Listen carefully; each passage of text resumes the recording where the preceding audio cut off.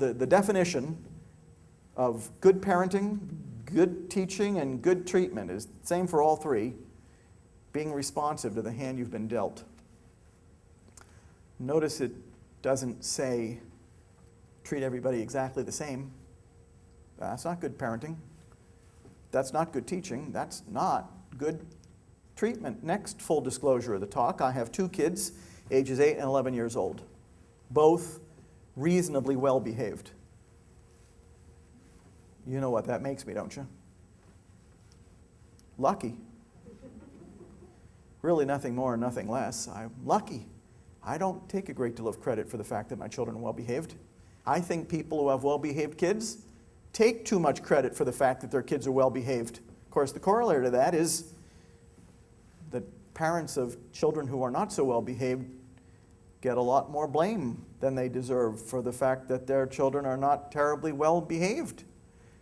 My attitude is it's time to stop blaming parents for something none of us are all that good at in the first place. And yet, on CNN.com, just the other day, I've got it in my backpack, the question was asked, should parents be fined, charged, for the misbehavior of their children at school? And I know I was, you would have been very disappointed in a lot of the commentary people wrote in on that question.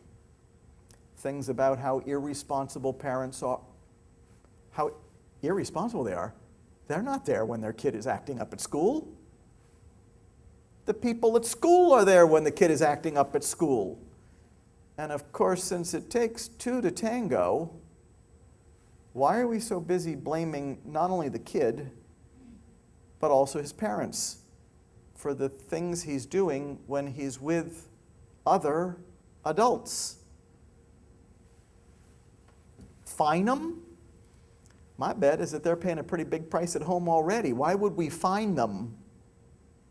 They are just as desperate as the rest of us are to understand who this kid is and how we can help him better than we are. Because let's face it, if we're thinking of fining his parents, things are not going very well for us either.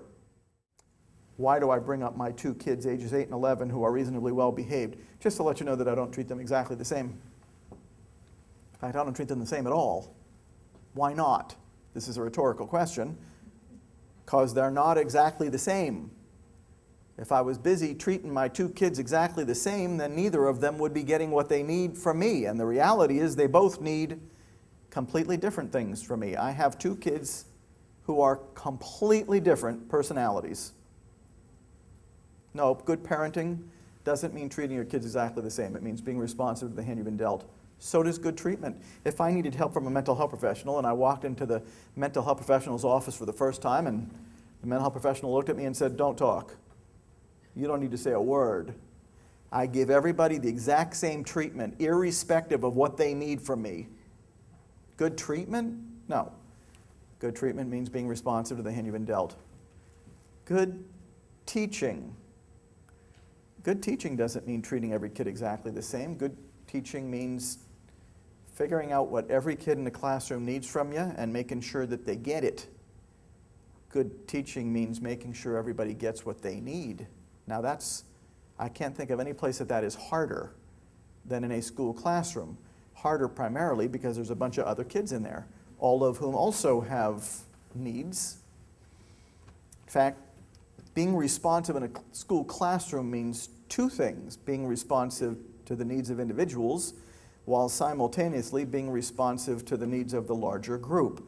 That is very hard to do, and because it is very hard to do, sometimes it doesn't go well. And when it doesn't go well, people in classrooms often say to themselves, well, if I can't do both well, I'm going to do one well.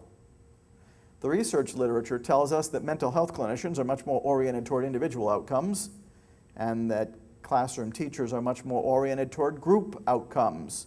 So when doing both well doesn't go well, it's understandable that classroom teachers often pick the group and sacrifice the kid. A whole lot of kids are being sacrificed lost at school, we could say, because their challenging behavior is not well understood, and because interventions are being applied that often make them look worse, not better, often make them look more like they don't belong in the group rather than that they do. When in fact, being responsive to the needs of individuals and being responsive to the entire group is, in my opinion, those are inextricably linked with each other. I can't separate the two. The things you do to enhance your group helps you work with individuals. The things you do to help individuals enhances your group. I can't separate the two, while acknowledging doing both simultaneously is hard.